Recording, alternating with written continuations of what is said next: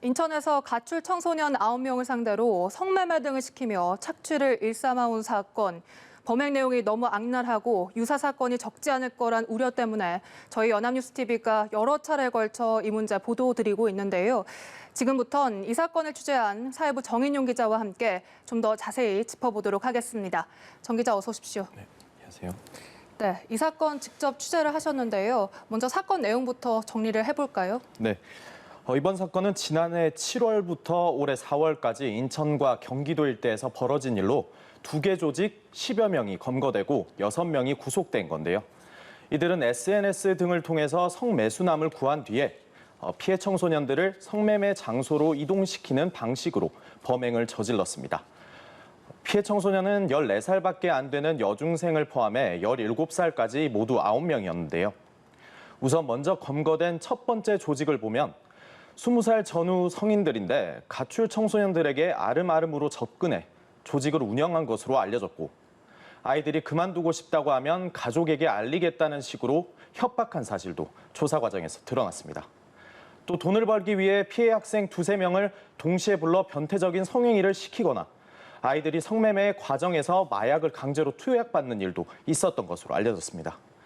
이 아이들의 성을 매수한 남성은 최소 100명이 넘는 것으로 파악이 됐는데요. 특히 이 중에는 공무원, 심지어 교사까지 포함되어 있는 것으로 드러나 충격을 주고 있습니다. 경찰은 이들이 성매매 대상이 미성년자라는 사실을 인지했을 가능성이 있다고 보고 수사를 진행하고 있습니다. 네, 그러니까 총 2개의 조직이 검거가 됐는데 첫 번째 조직을 설명을 해주셨고 두 번째 조직의 범행 내용도 알아볼까요? 네, 그 두 번째 조직 일당 4명은 우선 모두 구속이 됐고 첫 번째 조직과는 전혀 모르는 사이입니다. 경찰이 첫 번째 조직 관련자를 조사하던 과정에서 추가로 혐의점을 포착해 수사에 들어가게 됐는데요. 19살에서 20살 남녀 일당 4명은 이른바 숙식을 제공해주겠다며 접근하는 헬퍼라는 조직이었습니다. 인천의 한 오피스텔에서 잠을 재워주는 대신에 밤이 되면 수도권 곳곳에서 아이들에게 성매매를 하도록 했는데요. 은밀하게 진행되다 보니 주변에서도 알 수가 없었습니다. 한번 들어보시죠. 네.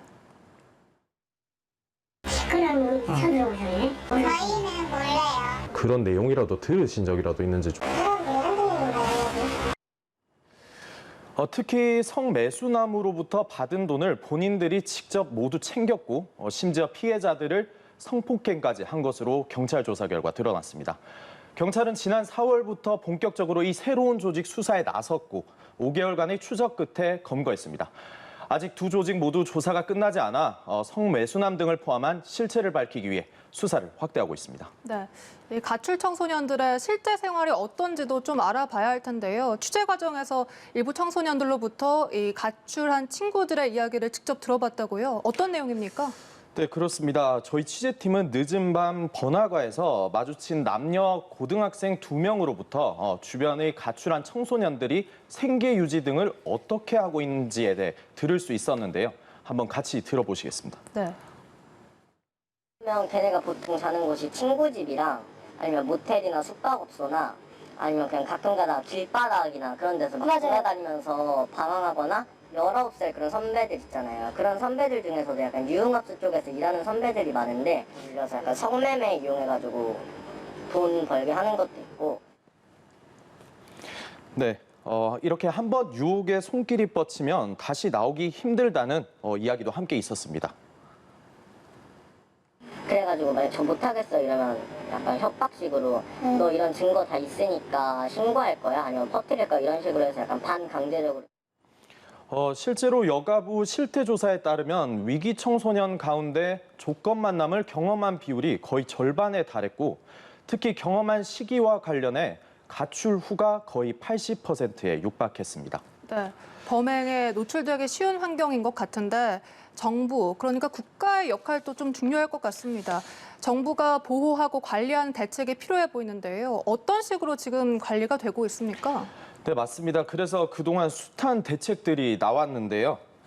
학내에서는 위클래스라고 위기 학생 상담 교실이 있고 또 학교 밖 청소년 지원센터, 청소년 상담복지센터, 더 나아가 일시, 단기, 중장기 쉼터 등이 대표적입니다. 하지만 아이들이 이미 장기간 가출을 하는 등 고위험 상황에 이르기 전에 위기 관리가 선제적으로 되지 못하다 보니 결국 범죄 등에까지 노출되는 사례가 나오고 있는 건데요. 우선적으로 이런 위기 청소년 통합 정보망이 얼른 마련이 돼서 징후가 보일 때 즉각적인 조치가 취해지도록 하는 게 중요할 것 같습니다. 또 교육부나 여가부 간의 정보 연계도 지적할 수 있을 것 같은데요. 현재 아이들이 원하지 않을 경우 이들 부처 간 정보 교류가 쉽지 않은데 한번 들어보시겠습니다.